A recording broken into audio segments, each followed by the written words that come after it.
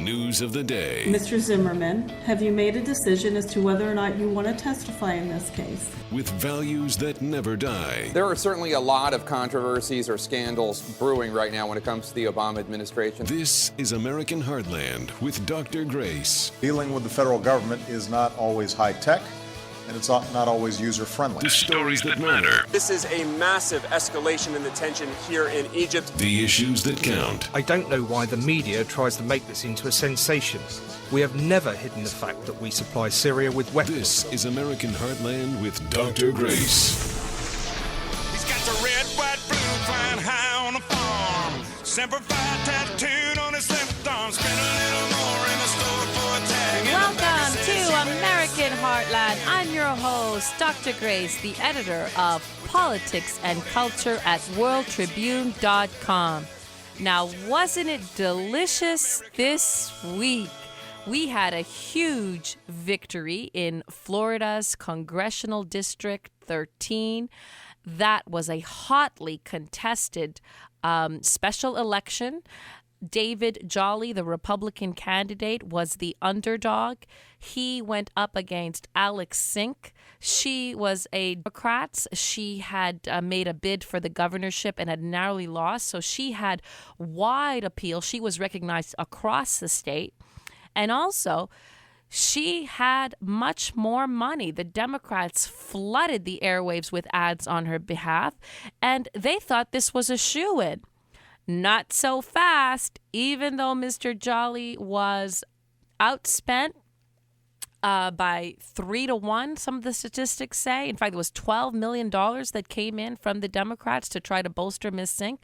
Regardless of all the money they put in, nothing doing. He won that special election. He beat her out by 2 percentage points, but there was also a Libertarian candidate who won a little over 4 percentage points. And so we see that the anti-democratic party forces were strong. David Jolly took that seat, and with that victory, there have been national shockwaves. Republicans are jubilant, as they well should be, because he has provided us with a template on how to win in the midterm elections, and Democrats are stunned and very, very worried. Essentially, this was a referendum on Obamacare, and the people spoke loud and clear. We don't want it. It's a great victory for the Republican Party. Let's give the word to the victor, David Jolly. Is this really, because the president won this area twice in 2008 and 2012, is this a referendum, do you believe, on President Obama, your victory? I think it gives Democrats reason to worry going into November. I don't want to take a mandate from this. This is a local race. But we do know that the voters here rejected a view of government that has been espoused by our president and by Democrats in Congress. You know, I talked to a lot of folks on the trail, and I said, if you like your Republican majority in the House, you can keep it. And I think voters last night decided they want to keep a check on President Obama. Well, you know, we want to wish you congratulations there, but also, you know, so let's talk about those midterms there. David, if you're someone else in another state about to hit a midterm, what notes from your page can be taken here in terms of shifting or a pivot in terms of support? Well, listen, Tip O'Neill was right. All politics are local. This was a local race. It's true. I think what we saw with the national party's interest in this race, and particularly my opponent on the Democratic side, was some message testing on Obamacare. My opponent, her message on Obamacare evolved over the past 5 months. I don't think they can ever get away from the fact that this president has put on the American people a change in the role of government in our individual lives. And people rejected that last night. I think people are going to reject it across the country come November. Yeah, I saw the Libertarian candidate got... Indeed, they will. They will certainly reject Obamacare. They're certainly rejecting this highly intrusive government because, like we said earlier, the Libertarian also scored big. And if you combine the two votes, the message being sent to Washington is, get out of our business. They tampered with health care, and this has really come back to bite them. Now, remember, there was the government shutdown in the fall, and everybody predicted that Republicans would be punished at the polls for this. No, no, no. The ones who are being punished at the polls are the Democrats for failing to heed repeated warnings by the American people. We do not like this law. We do not want it, and we want the government out of our lives. Well, on another note this week, President Obama was outdone by somebody else, by the Ukrainian leader. He came to town and he stole the show. He is basically begging the West for some help because Russia has taken the Crimea. They have boots on the ground there. They want a referendum which will be held on March 16, and everyone knows that's going to be a sham referendum. So there's this territorial aggression which has been met with tremendous weakness, both by the President of the United States and by the West in general. And here you have the Ukrainian leader begging for a different outcome. Roll it, Brittany. We highly appreciate the U.S. support, both in economic and political terms. And we do believe that in the nearest future, the new Ukrainian government would be ready to deliver real changes. But in order to deliver these changes, we need to stop the Russian military. And this is the key pretext and key precondition. Mr. Prime Minister, do you think Vladimir Putin will back down? It depends on the goals of President Putin. Please face the camera. If he wants to have the stability, peace, and prosperity in Europe, he is to pull back and to start real talks. If he wants to redraw the lines and to change or undermine the entire global security and to revise the outcomes of the Second World War, so they will move forward. And in this case, the idea is not just to annex Crimea, but to invade central Ukraine, Ukrainian capital, and to start the war. So my message to President Putin, Mr. Putin, tear down this wall, the wall of war, intimidation, and military aggression. Let's stop. There you go. He basically contextualized the situation far better than the President of the United States or any other European leader. What Putin is doing is reversing the territorial settlement basically that was established since World War II. This is a campaign not just to take the Crimea, but this is the beginning of trying to rebuild the Soviet Empire. And what an irony that it's the Ukrainian leader that is using words that our president, a real good president, Ronald Reagan, made famous. Tear down this wall of war. It should be Obama that is saying such memorable, evocative phrases. Instead, you have this almost pitiful figure. To me, the guy looks pitiful. I mean, the country looks pitiful at this point. They have been hoodwinked. They gave up their nuclear weapons in the 1990s based on a security agreement that the West would come to their aid, and now they're just left holding the bag. What is our Secretary of State saying? We got another deadline for you, and if you don't pull out by Monday, there's going to be consequences. What are those consequences? The military option is off the table. Well, you see, this will get you nowhere with the Russians. And they've understood something else. What do deadlines mean in the Obama administration? In fact, just this week, Kerry was on Capitol Hill testifying about Syria. And as you remember, Syria had promised to give up its weapons of mass destruction, its chemical weapons. They had a deadline, and they were supposed to give up all of their weapons.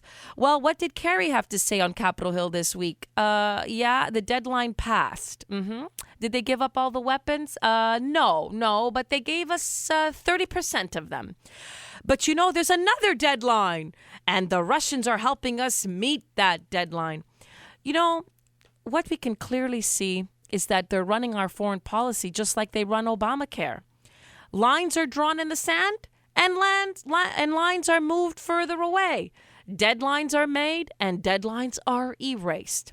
And what does that mean? Essentially, you don't know what a deadline means. That's what it means. You have signaled to the American people and to the world that you do not understand the meaning of the word deadline. And they've rendered our foreign policy a complete joke. What's really surprising to me in all this, too, is that here in the United States, because we are so exhausted by Iraq and Afghanistan, I think we are forgetting who we are. We are the world's sole superpower. The sole superpower. Why are we acting like we're just one nation amongst others? Our status as the world's sole superpower was really hard fought and hard earned, and we should act like that. In fact, amongst the most brilliant commentary that I've heard on the Ukraine comes from General Robert Scales. He has said on Fox News, a number of programs on Huckabee and others, that we are not using all of the tools, the military tools that we have, to send a strong message to Putin to back away. We are not sending the message that we are the world's sole superpower and we intend to remain that way. Roll it, Brittany.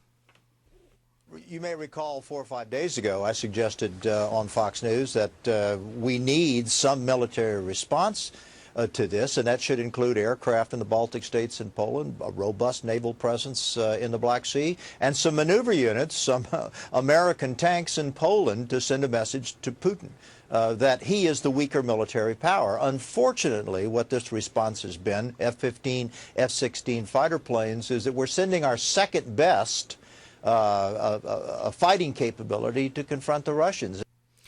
You know, why are we doing that? What are we really saying? We're saying we fear you. You intimidate us. This campaign of fear-mongering, of intimidation is working. We don't actually want to stand up to the Russian bear. We're just sending some token forces because Obama wants to pretend to the world that he's doing something. He wants to try to mitigate this appearance, this overwhelming appearance of weakness. Instead, we should be sending a very strong military message. And let me tell you something. I am a historian, and I can tell you this. One thing that history teaches us is this. It is that no matter how afraid we might be of the enemy, they are probably even more afraid of us. So call their bluff. We have the nukes. We have the weapons. We're the world's sole superpower. And General Scales had more to say. Roll it, Brittany. See, I don't get this, Jenna. I mean, the Russian Air Force is a hollow force. It only flies second and third generation fighters. The F-22 Raptor and the F-35 Joint Strike Fighter are generations ahead of the Russian capabilities. Why not send those aircraft? The F-22 has been operational for 10 years and never deployed to a combat zone. If those airplanes were in Poland, then the news media both in Russia and in Western Europe would be comparing the two capabilities and asking Mr. Putin how come his Air Force is so technologically inferior. I see. So essentially unmask this Potemkin village that Putin has created. He's trying to intimidate us with inferior forces. Our economy is far stronger. Our military prowess and know-how and skill is far better. And we need to start acting like it. In fact, in the words of the general, the Russian military of today is a joke. So why are we allowing this joke to push us around? You know what? As a result, the joke is on us. You are listening to Dr. Grace, the editor of Politics and Culture at WorldTribune.com, and I'm here upholding values and a superpower role that hopefully will never ever die. And we're gonna let it burn, burn, burn, burn. We're gonna let it burn, burn, burn, burn. Gonna let it burn, burn, burn, burn. We're gonna let it burn, burn, burn, burn. The stories that matter, the issues that count. This is American Heartland with Dr. Grace. The stories that matter, the issues that count. This is American Heartland with Dr. Grace.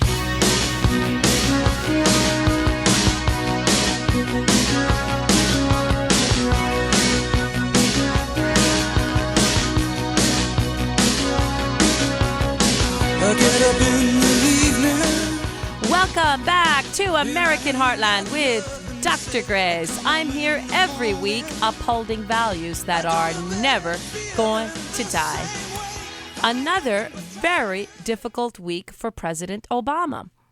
On Capitol Hill this week, we had a leading Marine Corps General, Joseph Dunford, who is the top commander in Afghanistan. He testified. He said essentially the Afghan forces are not ready to take hold of their country, and therefore we might really reconsider departing at the end of 2014. Have you noticed this? Have you noticed that the only deadline that President Barack Obama holds to is one of withdrawal of our troops or diminishing American capacity? That deadline he really holds steadfast to. When it came to pulling out of Iraq, even though multiple top leaders warned him that it might end up being a catastrophe, we would lose the gains, hard-fought gains, he still went ahead and did it without a status of forces agreement. And we're going down the same road in Afghanistan. He's being warned now by this top commander who's saying, listen, the Afghan security forces are not ready to take over. And our intelligence sources are telling us that Al-Qaeda is chomping at the bit to take over. They're just waiting for us to leave. And the minute that we do, they're going to run roughshod over Afghanistan once again, and once again make it a launching pad for terrorist activity all over the world. So this general is begging, pleading, warning, saying we are not really ready. The mission isn't complete yet. And what do we hear from the Obama administration? Are they even listening to this? Are we going to have in Afghanistan another repeat of Iraq where the black flag of Al-Qaeda flies over territory that we once secured? If we continue down the path of holding hard and fast to this deadline, that is going to be the destiny of Afghanistan. So, what a foolish policy to begin with, to announce this steadfast deadline, because Al-Qaeda is just lying low, waiting for the departure of American forces. And you mark my words, they will trample upon Afghan territory almost as though we had never been there. So a clear message is being sent to the president, and I don't think he's listening. And you know why he's not listening?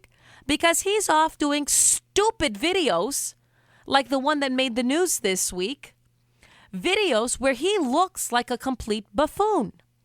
He did a video with a comedian by the name of Zach Galifianakis, who, by the way, I never even heard of until this video surfaced. I hear that he's well known. He starred in the Hangover movies. Not my cup of tea. So he decides to appear on this video because he wants to appeal to the youth. He wants the youth to enroll in Obamacare. They're not listening to the president. They're not taking the bait and going to that wretched website. And that deadline is fast approaching, you know, another one of those deadlines that was constantly moved. Well, we're at the end of March. We're waiting to see what the final numbers will be. But so far, he doesn't have enough young people who have enrolled. So he decides to go on a clip that generally does the rounds on YouTube.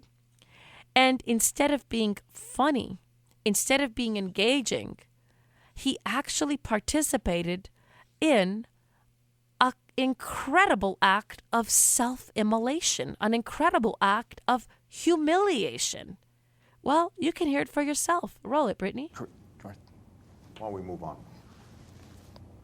I have to know, what is it like to be the last black president? Seriously? What's it like for this to be the last time you ever talk to a president? It must kind of stink, though, that you can't run, 3 times. No, actually, I think it's a good idea. Do you remember when O'Reilly did the interview of the president prior to the Super Bowl? Then he got a tremendous amount of flack because he didn't show enough respect. His body language wasn't appropriate. His line of questioning was too persistent. He didn't allow the president to rebuff. He came back too often. I mean, O'Reilly was really excoriated by members of the mainstream press for failing to show respect. I don't know what you call this. I don't know what you call this. This isn't just a lack of respect. This is slapping somebody in the face again and again and again. He basically said to him, you know what? You're not going to be remembered as the first black president. Your administration is so horrible. You're going to be remembered as the last black president. Which, by the way, if this wasn't an interview that Barack Obama had decided to go along with for his own agenda, every single journalist in the country would be jumping on that statement as incredibly racist. Because that's saying you have so sullied your own reputation that now American voters are never going to vote for a black person again. That's an incredibly racist statement. And I haven't heard the uproar from the mainstream media. Have you? But you know, it gets worse. Listen to this. Where are you planning on building a presidential library, in Hawaii or your home country of Kenya? Because, I mean, both places seem like they would be... Zach, that's a ridiculous question. Well, you know, I mean, not to bring up the birth certificate thing, but you really never did really produce your real... Where's your birth certificate? Why don't you show it to us right now? I don't want to show anybody my birth certificate because it's embarrassing. What's embarrassing about it? My weight on it, it says that I was born 7 pounds, 800 ounces. The birth certificate issue. The birth certificate issue? Are you serious here? Anybody that has dared mention the birth certificate has been excoriated by the press. And now the president allows to so cavalierly be in a YouTube video where his nationality is openly questioned. The question is, are you going to build your presidential library here or in your quote-unquote home? Yeah. Why does he use that phrase, home country? Because if you actually Google home country of Kenya, you will find there's a couple of YouTube clips of Obama and Michelle Obama referring to Kenya as their quote-unquote home country. Those are facts. I'm stating facts here. I don't know what that means, that they're referring to that as their home country of Kenya, but they are. It comes out of their mouth, not mine. But now it comes out of this guy's mouth in a clip that the president agreed to be in. Why would he do that? And it was so humiliating that another question was asked.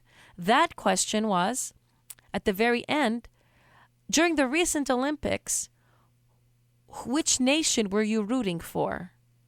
And President Barack Obama shot back in his seat. Of course, he's rooting for the United States of America. He said he's the president of this country.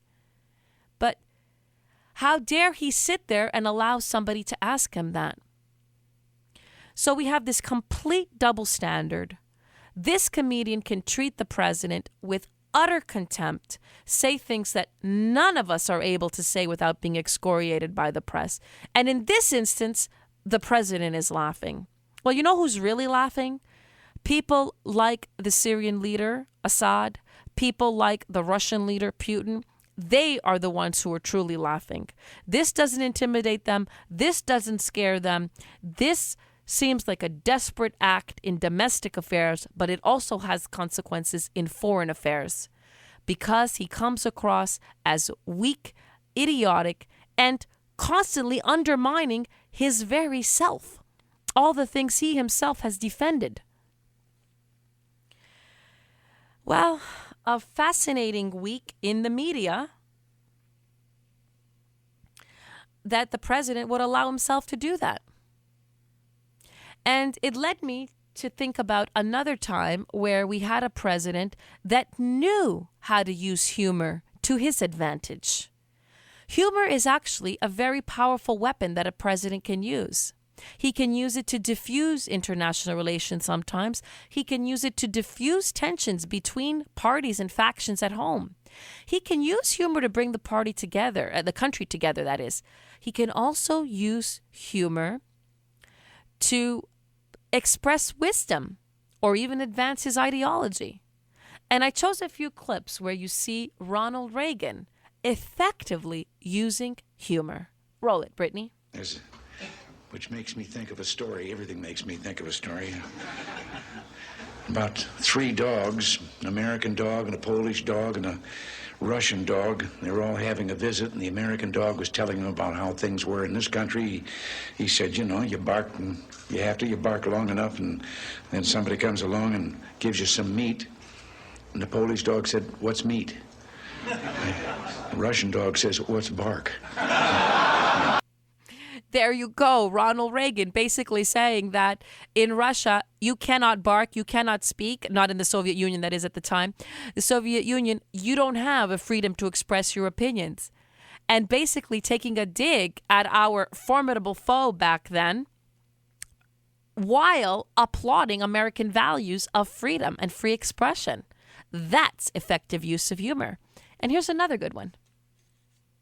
I've been collecting stories that are told in the Soviet Union by their people among themselves, which reveal they've got a great sense of humor, but they've also got a pretty cynical attitude toward their system.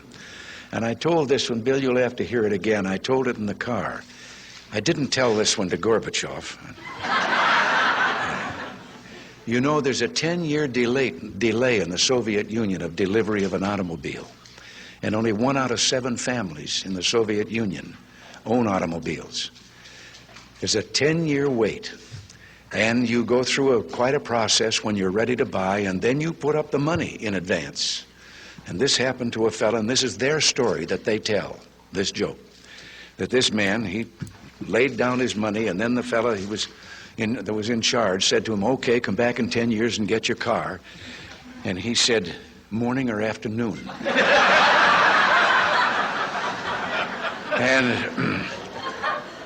And the fellow behind the counter said, well, 10 years from now, what difference does it make? And he said, well, the plumber's coming in the morning. That was so funny. No matter how many times I hear Reagan delivering a joke, it always makes me laugh. And what a shot at the Soviet Union. Because in this segment, see what he's doing? He's saying that the people are at odds with their own government. He's also saying how grossly inefficient that society and that ideology is. So he really knows how to tell a joke while defending American values and completely undermining the other side. And he also does it with such charisma, such panache, such pizzazz. And you know what? When Ronald Reagan engaged in humor, he looks good and the country looks good. Now, you can contrast that for yourself. When Barack Obama tries to engage in humor, he looks desperate, he makes himself look bad, and he makes his country look bad. You are listening to Dr. Grace, the editor of Politics and Culture at worldtribune.com, upholding values that will never, ever die.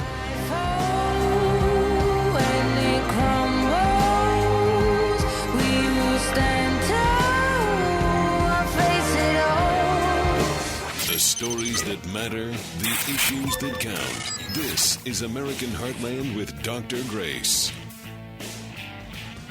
The stories that matter, the issues that count. This is American Heartland with Dr. Grace.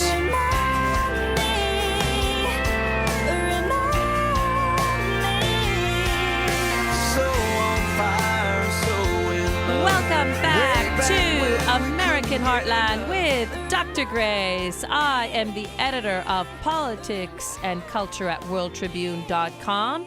And I'm here to uphold values that are never, ever going to die. Well, you know, we need a reminder. We need a reminder about the values that this country has championed since its inception. One of those key values is religious liberty. And yet, nowadays, almost everywhere you turn, that key value is under assault. And many of you may be really surprised at this next story. Religious liberty is under assault within our armed forces. And what a travesty that is.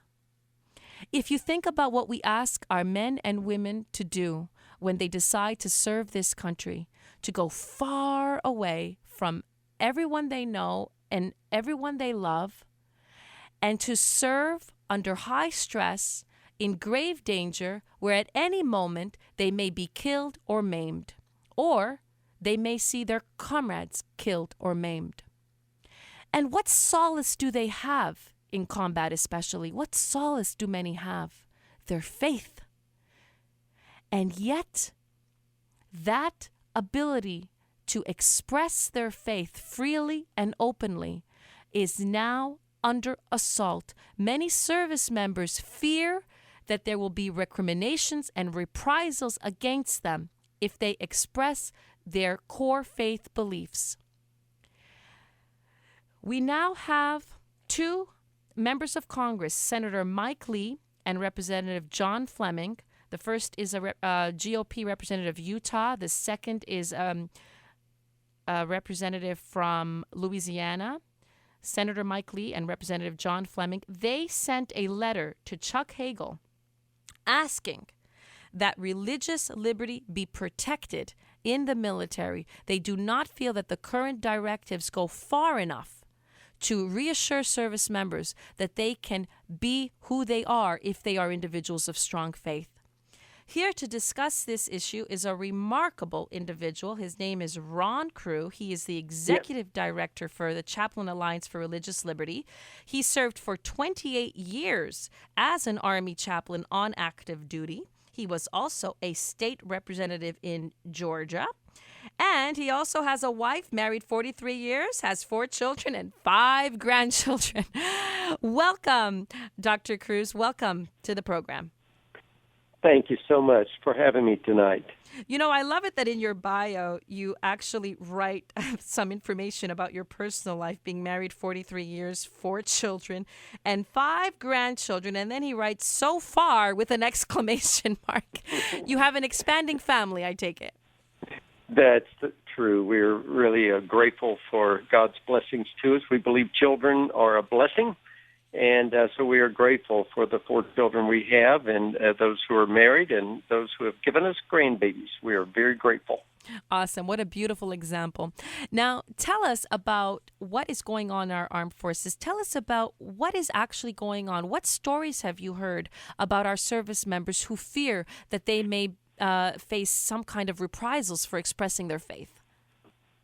Well, we have a case that is just very recent, young Air Force cadet. Now, this is a young man who is going through the Air Force Academy to become an Air Force officer.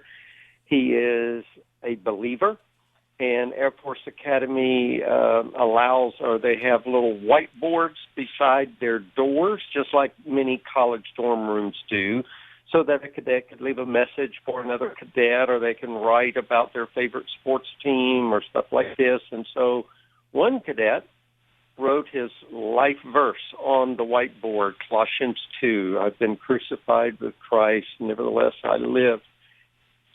And he received a complaint about that and was told to erase that because it made someone else uncomfortable for him to have his life verse, something that was very important to him, on this whiteboard. This is an absolute dishonoring this cadet, because just because he's going to the academy does not mean he has given up his religious liberties. He has the right to express his faith in a very innocuous manner. Mm-hmm. Just putting a verse on a whiteboard, and this has caused this tremendous upheaval at the academy right now. And that's just one example of what's going on in our military. That's just unbelievable. Are you hearing that there's this discrimination now against only Christians, or is it at least even-handed in the sense that all faiths are being are muzzled, essentially? No, this is an attack against evangelical Christians, and those who are leading this attack are calling it that they are making war, their words, on evangelical Christians. it's like that with this. Ever since the repeal of the Don't Ask, Don't Tell policy a couple of years ago, that made a sex act that was at one time a court-martial offense in the military and is now openly celebrated. That those who now hold evangelical beliefs and therefore believe that marriage is the union of a man and a woman, that God created the sex act and it is created to be enjoyed in the context of a monogamous marriage, that those who hold those views are now being discriminated against. And it's basically like this Air Force Academy. They told him that he could have that verse in his room, but he couldn't have it in the hallway. So it's like, if you're a Christian, at least in the Air Force Academy, you've got to be a Christian in the closet and don't come out of that closet and express your faith. That is very well said. So the concerning. gays and lesbians now are out of the closet, but the Christians have to go in the closet, essentially. That's basically the evidence as by this young cadet at the Air Force Academy. Very sad. And I guess that there will also be an impact on the sermons that can and cannot be delivered on bases now across the country and even abroad, correct? Absolutely. We've had a few chaplains who have received some talks to because of sermons that they have preached. Now, so far, chaplains have not been told not to preach, but they have been encouraged not to speak from certain passages. Some chaplains have, and that's of concern. Our chaplain corps in the military has been in existence since July 29, 1775. When George Washington was first selected to be the commanding general of the Continental Army, one of his first acts was they asked the Continental Congress to allow chaplains to serve in the military because he said, in his words, he wanted chaplains there to help the Continental Army act as good Christian soldiers. Those were his words, General Washington. We've had an element of faith, and he wanted the Continental Army to be able to worship God even though that they were far away from home, and that's what chaplains have done ever since 1775. More than 25,000 chaplains have served in our military in every war that our country has encountered. They go where our military goes so that our military personnel can worship God according to the dictates of their conscience. So we don't want to muzzle chaplains. We don't want to tell chaplains you have to refrain from being who you are. You are men and women of faith, and we want you to serve as men and women of faith and help our young men and women with the tough issues of life as they face life and death, as they protect our country. Yes, and I have to say, even from the perspective of, if I was a top brass in the military, I would think even from the perspective of discipline, you would want chaplains to be encouraging men and women serving to be individuals of discipline in every way, sexual discipline, every kind of discipline, because that's what you need in order to have a strong fighting force. So Christianity would align with that fundamental objective of the military. And instead, they want to send an opposite message. You can be undisciplined. You can be lascivious sexually. That's kind of what they're saying. If they're going to muzzle some key passages of the Bible, if you're of a specific persuasion, you don't have to be disciplined necessarily. Absolutely right, and that should concern Americans all across this country. That our military over the last few years has been turned into a social experiment. It's not what the military was designed to do. Our military is to defend this nation from enemies, foreign and domestic. And right now, our military is being used as a social experiment and pushing radical agendas that are alarming to many moms and dads across this country. And it should alarm them. Indeed, it should. Now, what kind of protections do you want the Department of Defense to issue? This letter. What exactly do the two members of Congress want the Department of Defense to do? In FY13 National Defense Authorization Act, Congress passed some strong language. It's called the Right of Conscience Clause to protect people like that young cadet at the Air Force to be able to exercise their faith without fear of recrimination.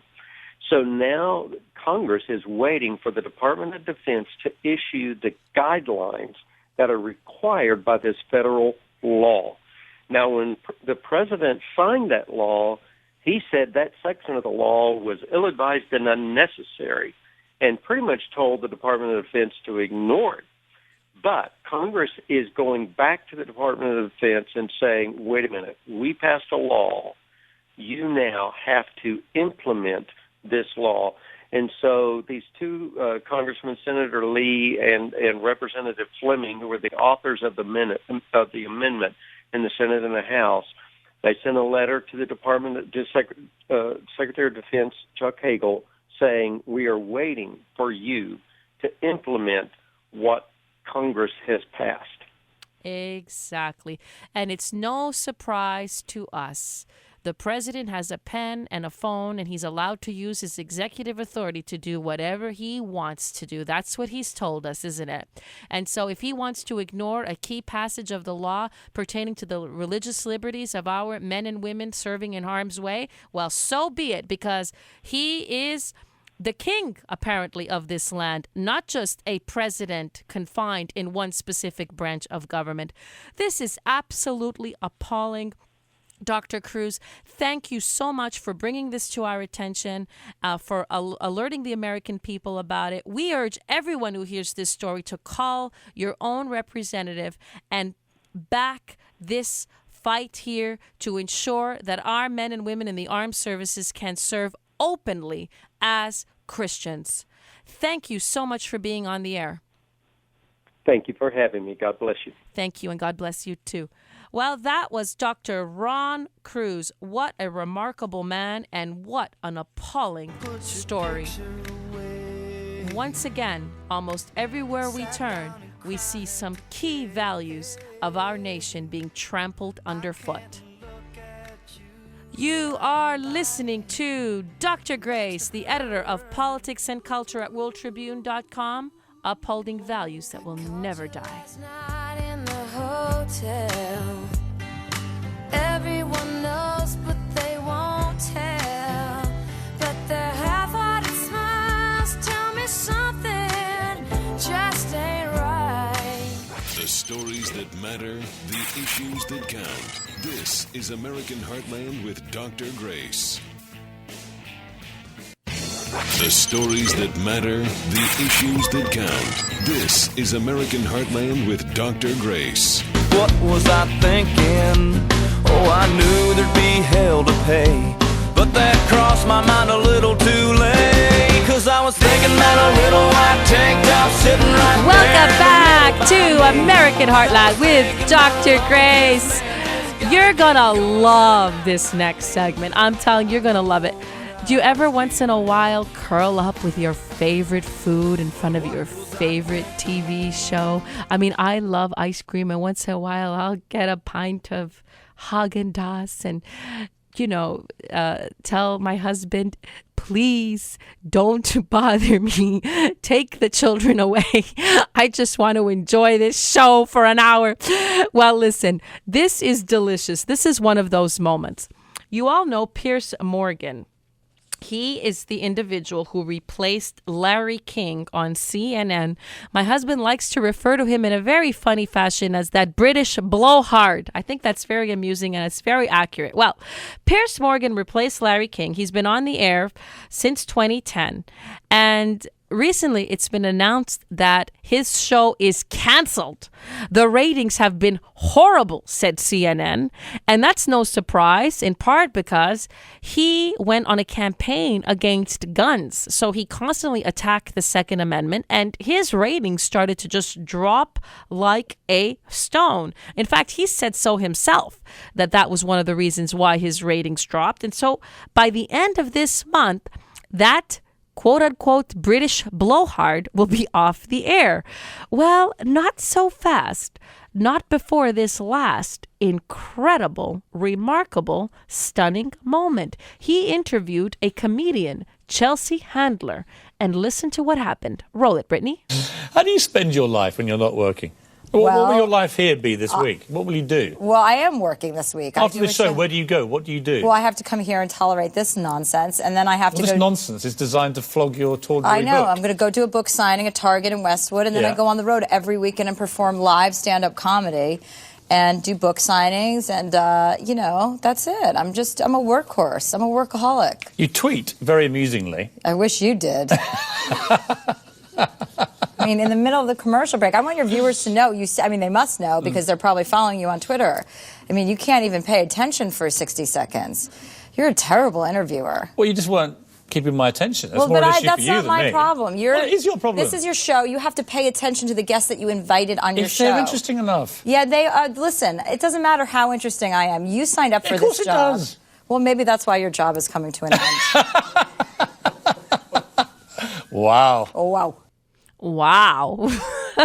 I've never seen anything like that. He's actually telling his own guest. He invited her on the show, or his producers did, and should have had his okay. I can't imagine insulting a guest like that, saying, yeah, if you were interesting enough. She really took him to task, and good for her for standing up to him and for saying, you're a British blowhard, an arrogant one that is treating your guests with such disrespect, and it's no wonder that your show is coming to an end. Good riddance. Good riddance, Piers Morgan. This is a good send-off. And congratulations, Chelsea Handler, for putting that man in his place. Well, this week we also have something beautiful. We are celebrating a wedding anniversary. Oh, how we danced on the night we were wed. Oh, I want to take you back to that day that you were married. I know for me, it's the happiest day of my life. Well, this week, Christina Petrus and her husband Ron are celebrating 25 years of marriage.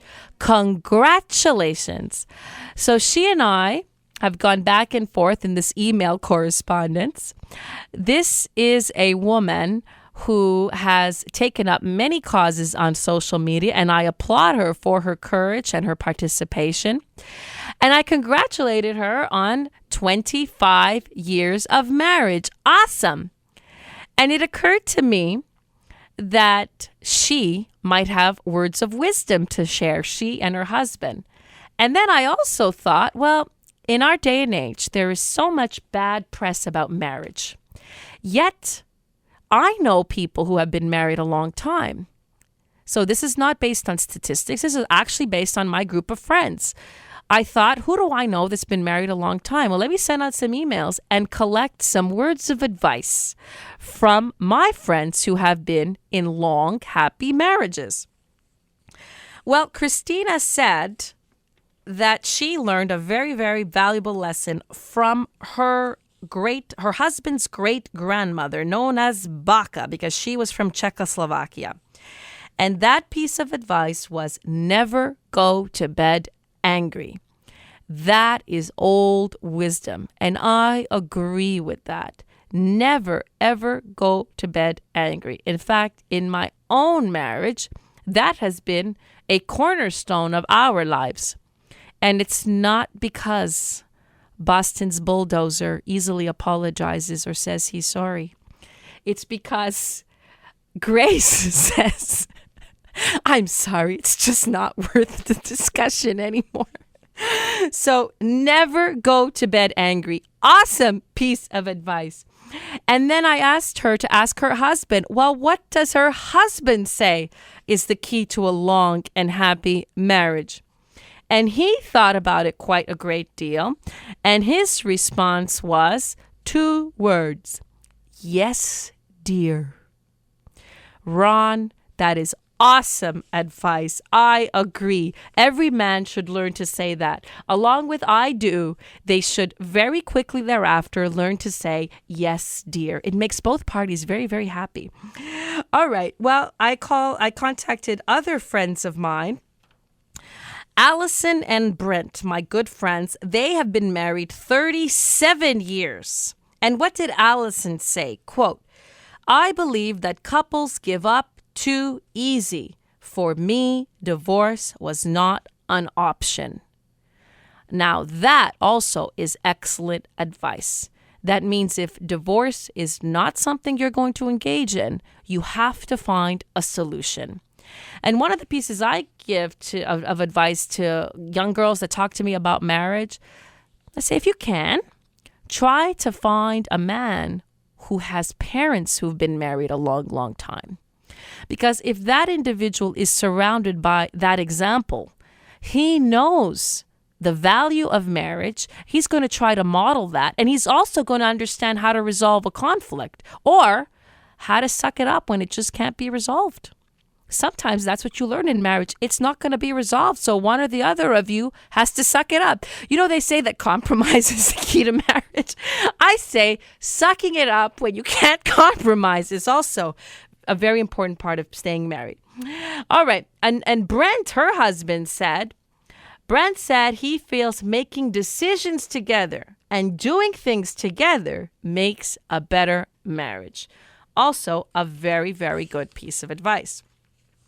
I have another dear, dear friend. Many of you know him. He's also a radio personality. His name is Carl Gallups. I do an interview with him every Friday on Freedom Fridays with Carl Gallups. He's been a good buddy of mine for a long time. Well, he's been married to his wife, Pam, for 41 years. And when I contacted him, he wrote to me and said, this is the key to a happy marriage. We are united first and foremost around our mutual love for the Lord and our commitment to Jesus Christ. I love that. That is true. If there are 3 people in the marriage, that is you, your husband, and Jesus Christ, I don't see how you can fail. He also went on to say, we maintain a healthy marriage by nurturing our friendship. We are each other's BFF, best friend forever. Beautiful sentiments, Carl Gallups. Marry your best friend and stay united with Jesus Christ for 41 years within that marriage. Those are excellent words of wisdom. I also contacted the publisher of World Tribune, a man I so admire. He's Robert Morton. His name is Robert Morton, and his wife is Chun. They have been married for 31 years. And listen to what Mr. Morton had to say. The key to a happy marriage is dedication to approaching the divine standard of unconditional love for your spouse and sharing a dedication to faith that transcends life on earth. How beautiful. We should frame this. So it's a dedication to approaching the divine standard of unconditional love for your spouse.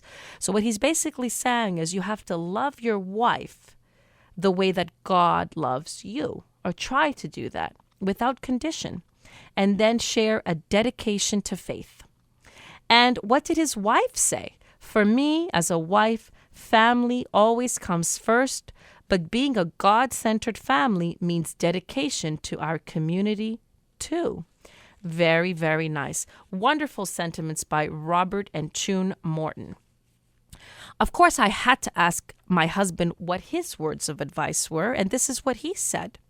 Quote, your wife is always right, and there's no point in arguing. Once you fully come to terms with this, you find a way to be happy. Awesome, Jeff. Looks like you and Ron agree. Well, to Christina and Ron, here's our anniversary wish, a special song from the Flintstones just for you. Oh, happy anniversary, happy anniversary, happy anniversary, happy anniversary. Pour a cheerful toast and fill it, happy anniversary. But be careful you don't spill it, happy anniversary. Oh, happy anniversary, happy anniversary, happy anniversary, happy anniversary. Fran, you remembered. Well, that's our anniversary wish for Christina and Ron. We hope you have 25 more happy years together. And now we have a big announcement to make. We need the music, please.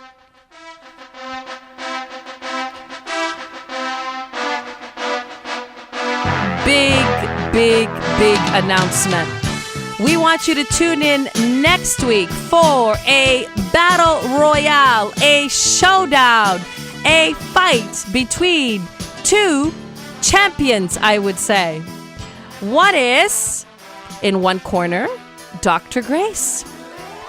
And she will be debating none other than Boston's bulldozer, Jeff Cooner. Because in our household, there is currently dissension. Dissension has taken over the Cooner household. The nature of this dissension is we disagree on what the United States should do about the Ukraine. I think Jeff Cooner has gone all mushy. And so I have invited him to debate me on the Ukraine next week. We hope you tune in for that showdown. Thank you for joining us this week. You are listening to Dr. Grace, the editor of Politics and Culture at WorldTribune.com, upholding values that will never, ever die.